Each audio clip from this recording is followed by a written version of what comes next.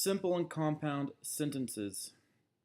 By the end of this lesson, you will know, if you don't already, what a sentence is, subjects and predicates, independent clauses, and how to write a compound sentence. So let's begin. What is a sentence?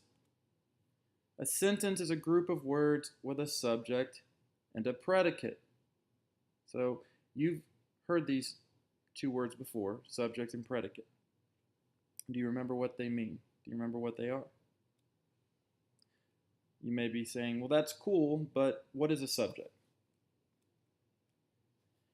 Well, a subject is a noun that is doing or being linked to a word, to words that are about it, words that are about the subject. The subject is what the sentence is about. So it's going to be the noun that the sentence is about. For example, in the sentence, James talked, James is doing the action. The sentence is about James and what he is doing. That's the action. But it could also be, the noun could also be linked to something. So another example would be Lisa was texting. In this case, Lisa is what is being linked to the texting. It's about Lisa, and she's being linked to texting. So what about the predicate? Well, a predicate is the part of a sentence that is about the subject and has the verb. It usually begins with a verb. Verbs either show action or link to information about the subject. So let's look at our examples again. James talked. In this case, talked is the action that shows what James was doing. Lisa was texting. Beginning with the linking verb was, we see that was links the subject to an adjective. Other common linking verbs are words like am, is, and are. A lot of times I see students struggling with linking verbs because when people think of verbs, they just think of action words. But you got to realize verbs have another function. Sometimes they link nouns to information.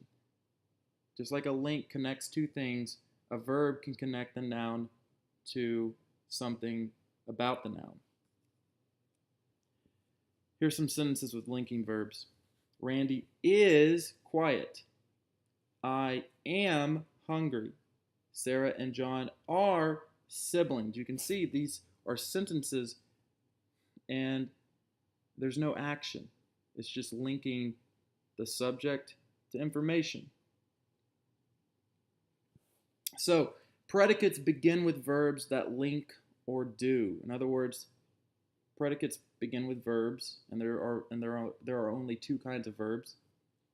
Verbs that are action verbs, which do, and then verbs that link to information. So you may be thinking, great, I get it now. A sentence is a group of words with a subject and a predicate. We're done, right? Not so fast, my friend.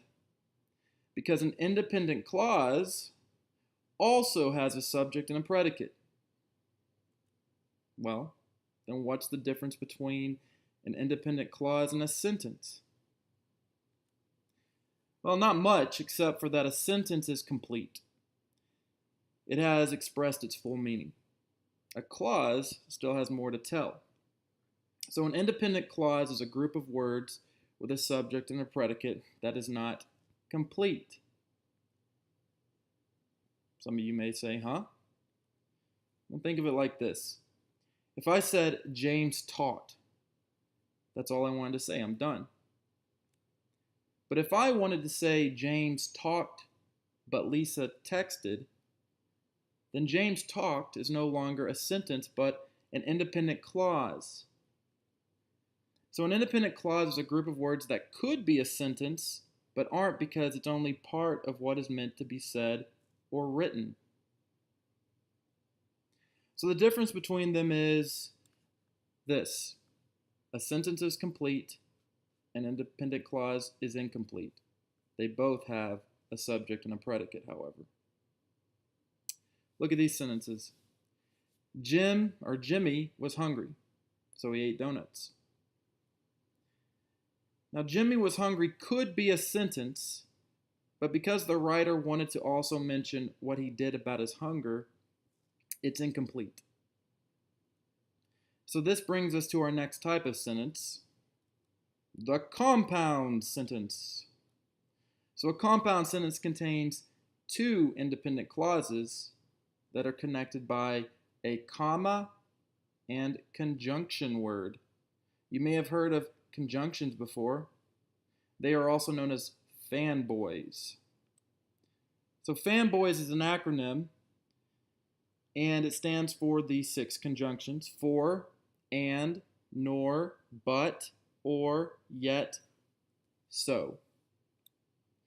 Examples of compound sentence would be Jimmy was hungry, comma, so, conjunction word, he ate donuts.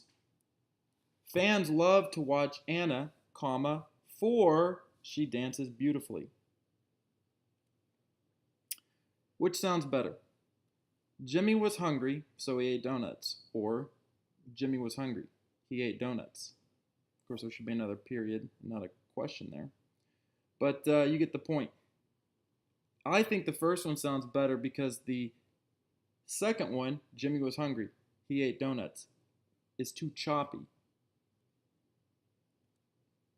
When you write, you want to use both simple and compound sentences because it gives your writing variety and makes it sound better.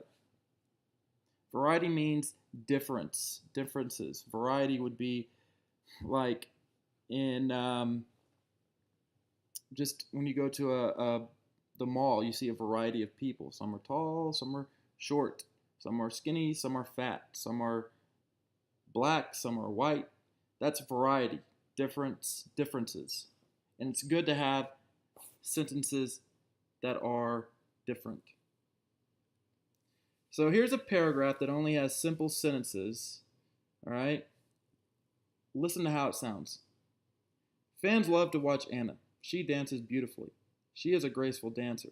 People enjoy watching her. She hasn't taken dance lessons. She doesn't need to. Her technique is unconventional. The effect is striking. She can fill an audience with joy. She can bring people to tears. Other dancers try to imitate her style.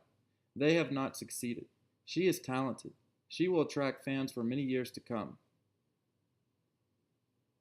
How does that sound? Now, when we mix it up and we put in conjunctions, fanboys, to make compound sentences, listen to how it sounds. Fans love to watch Anna, for she dances beautifully. She is a graceful dancer, and people enjoy watching her. She hasn't taken dance lessons, nor does she need to. Her technique is unconventional, but the effect is striking. She can fill an audience with joy, or she can bring people to tears. Other dancers try to imitate her style, yet they have not succeeded.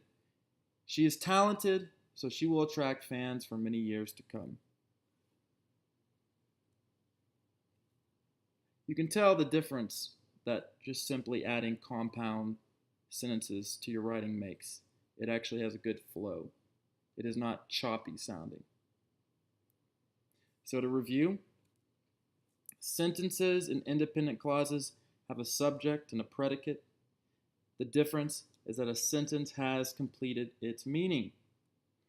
A compound sentence connects two independent clauses with a comma and conjunction to form longer, often better sounding sentences.